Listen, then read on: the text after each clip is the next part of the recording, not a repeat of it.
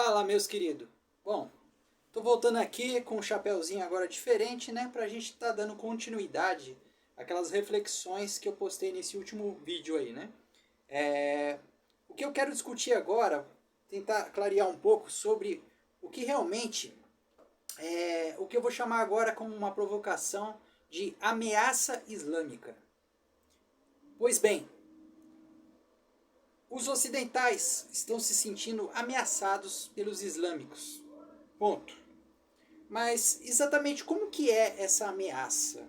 A gente está falando aqui de terrorismo, a gente se sente ameaçado pelos mundo árabe, islâmico, e, né, toda essa turma toda aí que até eu ainda continuo me tentando entender quais são, né, as nuances aí, quais as divisões, que para mim era um pacote só, e agora eu percebo que são várias nações diferentes que se encaixam nesse bloco, né, da nação árabe, islâmica, muçulmana, sunita, né? É um conjunto aí complexo aí que eu preciso estar entendendo melhor para estar debatendo, entender as nuances desse processo, né? Mas para nós ocidentais, do mesmo jeito que eu tenho esse erro de não entender qual é a diferença entre um e outro, para nós são todos ameaça. E de certa forma, realmente é uma ameaça. Mas espera aí, é uma ameaça porque eles vão vir aqui matar a gente? É uma ameaça terrorista de que eles vão invadir nós, vão bombardear nós e no futuro aí vai ser a hegemonia da raça islâmica para com o globo, né? Eles vão dominar tudo e estão imigrando para todas as nações aí e tem gente deles para todo lado agora e isso para nós é uma ameaça física, a nossa integridade física? Não, meus queridos, vamos falar a verdade agora. A verdadeira ameaça desse povo é cultural. É um ponto que está sendo pouco discutido aí e é a nuance mais forte de todas é a questão cultural, né? E essa questão cultural mexe muito com a parte do provoca muito a turma mais conservadora, né? Eles estão acostumados a viver numa sociedade onde a cultura é X e eles não vão aceitar de forma alguma a interferência de Y. E é um processo natural isso daí, né? Vamos falar a verdade. Então, a gente deveria começar agora a debater essa questão cultural. E por que a gente está se sentindo ameaçado culturalmente de que a nossa civilização pode acabar. E com a invasão cultural de outras culturas, né? E agora uma coisa que eu levanto, que eu achei interessante, é você perceber como que isso acaba despertando um sentimento de eugenia, né? De querer ter uma limpeza étnica, de ter uma raça pura aqui nossa, aqui de, né, o povo aqui, que nem, aqui no Brasil, por exemplo, mais miscigenizado que nós somos, ainda existe uma certa cultura brasileira. E a gente, mesmo a gente sendo talvez mais misturado, né, com a turma lá do que a turma dos Estados Unidos, a gente, mesmo assim, ainda a gente confabula com esse sentimento conservador de que estamos sendo invadidos por esse povo, que para nós é uma novidade, né? É engraçado que a gente consegue começar a se sentir no lugar dos nazistas lá. É bem interessante falar disso. A gente entender como foi que o nazismo foi, foi crescendo, né? E como a gente está caindo na mesma armadilha neofascista novamente, né, meu? O que acontece?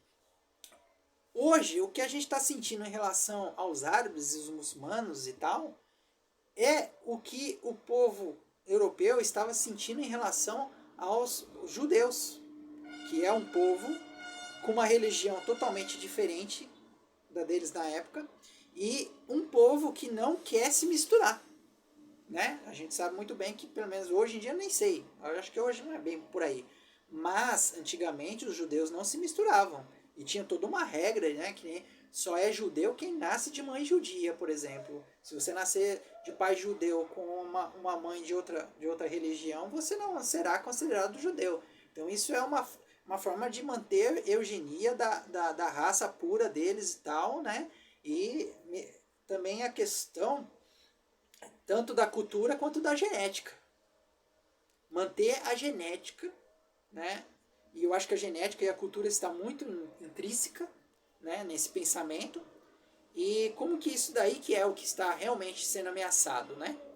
E ao mesmo tempo aí você percebe assim, pô, então se chegou a um ponto agora de que a gente permite o judeu no meio, né, o povo judeu, ele se misturou, principalmente lá nos Estados Unidos, aqui no Brasil também, e a gente não vê eles como uma ameaça mais, mesmo eles tendo toda uma característica totalmente diferente e tal, e mesmo assim a gente fala, oh, isso daí faz parte da brasilidade nossa.